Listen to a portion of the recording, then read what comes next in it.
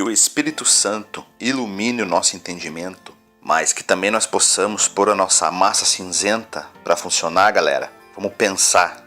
Ainda mais que eu vou estar falando de finanças na igreja, dízimos, ofertas e doações. Particularmente é um assunto que eu não curto muito falar, gera muita controvérsia, tem os seus extremos. De um lado nós temos a maioria dos pregadores aplicando Malaquias 3:10, enfatizando o devorador, ou separando versículos isolados de Paulo, como em 2 Coríntios 9:6, aquele que semeia pouco, pouco ceifará.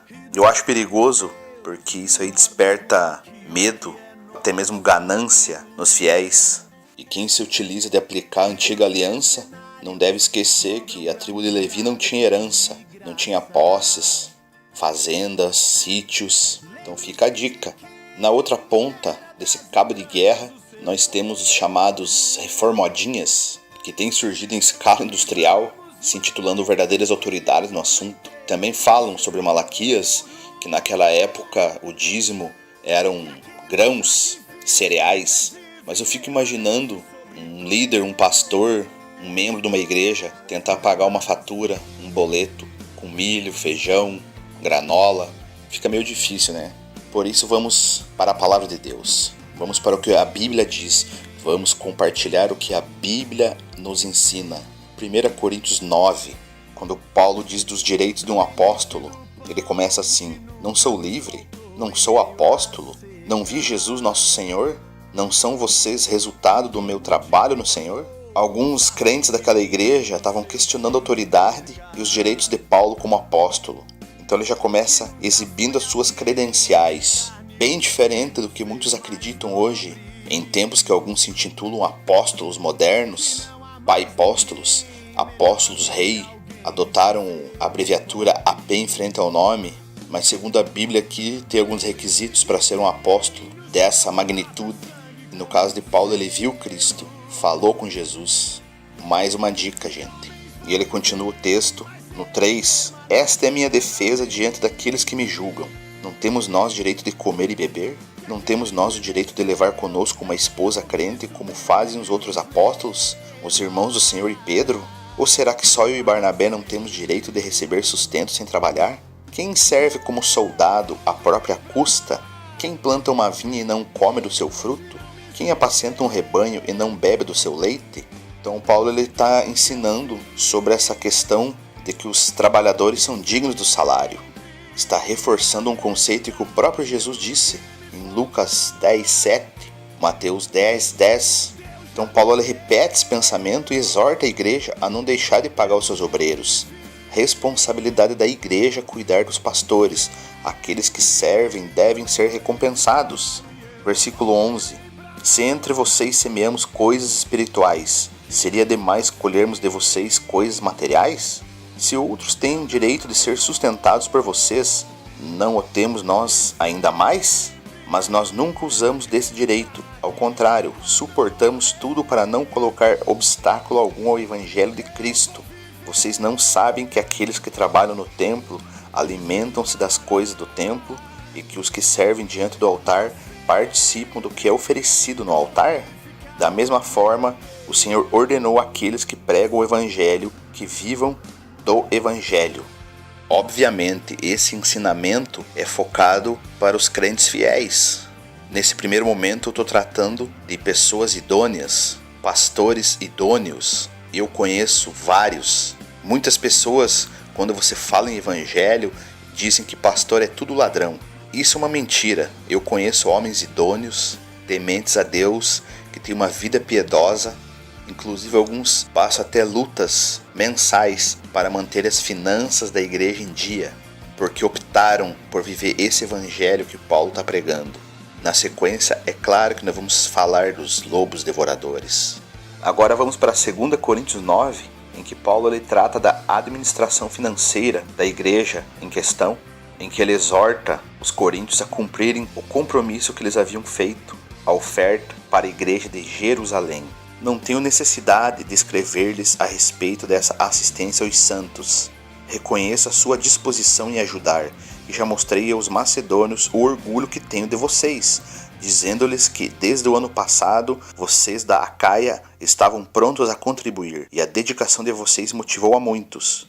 Então Paulo ele já está dizendo que ele não vai explicar tudo de novo, mas que ele está orgulhoso porque os crentes da igreja tinham se prontificado a reunir uma oferta para aqueles irmãos da igreja de Jerusalém. Então, nesse contexto, se você pegar o versículo 6 e ler agora, lembrem-se, aquele que semeia pouco também colherá pouco, e aquele que semeia com fartura também colherá fartamente. Cada um dê conforme determinou em seu coração, não com pesar ou por obrigação, pois Deus ama quem dá com alegria.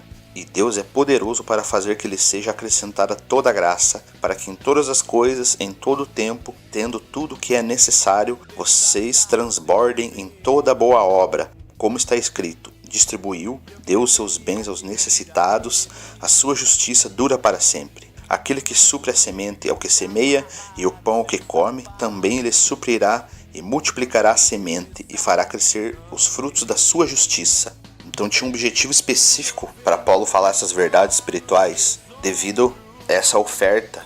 As pessoas podem hesitar em serem generosas a Deus, mas Paulo estava assegurando à igreja que o Senhor é poderoso para atendê-los.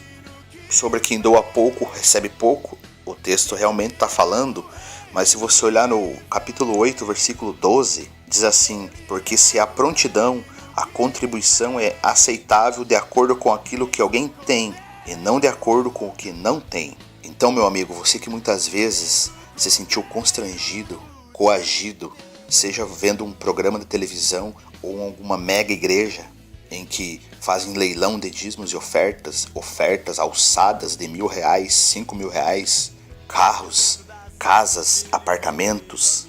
Não é o que a Bíblia está dizendo?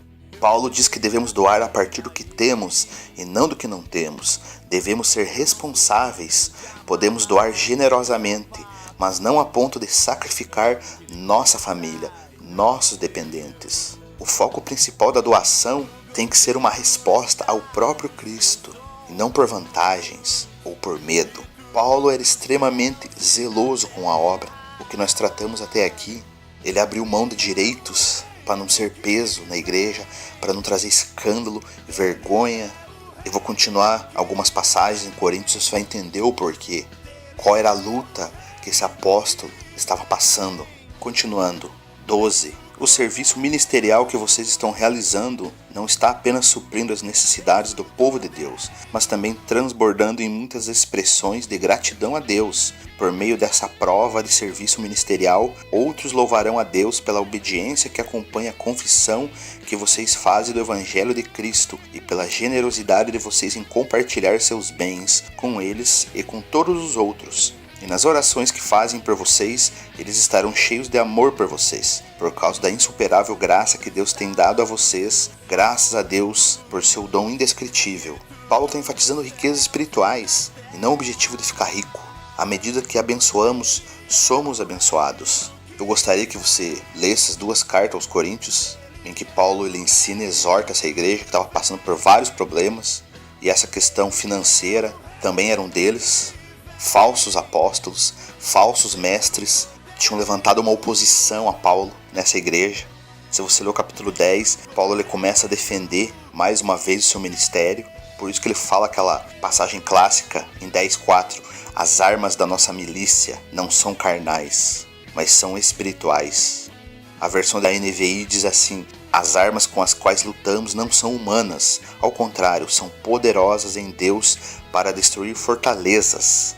Destruímos argumentos e toda pretensão que se levanta contra o conhecimento de Deus e levamos cativo todo o pensamento para torná-lo obediente a Cristo. Argumentos orgulhosos que estavam afastando as pessoas de um verdadeiro relacionamento com Cristo e de servir ao reino corretamente. Continuando, capítulo 11. Tomara que me suportasseis um pouco na minha loucura, suportai-me. Porém ainda, porque estou zeloso de vós com zelo de Deus, porque vos tenho preparado para vos apresentar como uma virgem pura e um marido, a saber, a Cristo. Paulo pediu que suportasse a sua loucura, pois estava se sentindo um tolo ao expor suas credenciais, mas considerou fazê-lo a fim de silenciar os falsos ensinadores. Versículo 3. Mas temo que, assim como a serpente enganou Eva com a sua astúcia, assim também sejam de alguma sorte corrompidos os vossos sentidos e se apartem da simplicidade que há em Cristo. Porque se alguém for pregar-vos outro Jesus que nós não temos pregado, ou se recebeis outro Espírito que não recebestes, ou outro Evangelho que não abraçastes, com razão o sofrereis. Os crentes coríntios, eles cediam a conversas, mensagens suaves, que soavam bem, pareciam fazer sentido. E ainda hoje, muitos falsos ensinos parecem fazer sentido. Por isso não acredite em alguém porque parece ser uma autoridade ou falar algo que você gosta de ouvir. Procure a Bíblia, que deve ser o seu guia. Não ouça quem contradiga as Escrituras, porque os falsos ensinadores, eles distorciam a verdade a respeito de Cristo. Pregavam um Cristo diferente, um Espírito diferente, um modo diferente de salvação. E no versículo 5, Paulo diz: porque penso que em nada fui inferior aos mais excelentes apóstolos. E se sou rude na palavra, não o sou contudo na ciência. Mas já em tudo nos temos feito conhecer totalmente entre vós. Pequei porventura humilhando-me a mim mesmo, para que vós fosseis exaltados, porque de graça vos anunciei o Evangelho de Deus? Irmão, veja a seriedade disso que Paulo está falando. Ele fala dos maravilhosos ensinadores, os excelentes apóstolos. Não eram melhores do que ele. E hoje você não pode falar nada que a pessoa diz assim: não julgue, irmão, você não pode julgar. Mas o próprio Paulo está dizendo que por mais que ele não fosse uma pessoa eloquente, ele era rude, ele tinha mais conhecimento do que todos esses falsos apóstolos. Eles podiam ser locutores eloquentes, mas eram servos de Satanás. Paulo era um brilhante pensador. Talvez não fosse um pregador eloquente, afinal não fora treinado nas escolas gregas de oratória e retórica, como provavelmente acontecia com os lobos devoradores. Ele acreditava em uma apresentação simples das boas novas. Alguns consideravam isso um despreparo. Desse modo, os falsos ensinadores usavam seu discurso contra ele. Por isso, devemos apresentar de uma forma simples e clara para que as pessoas possam aprender.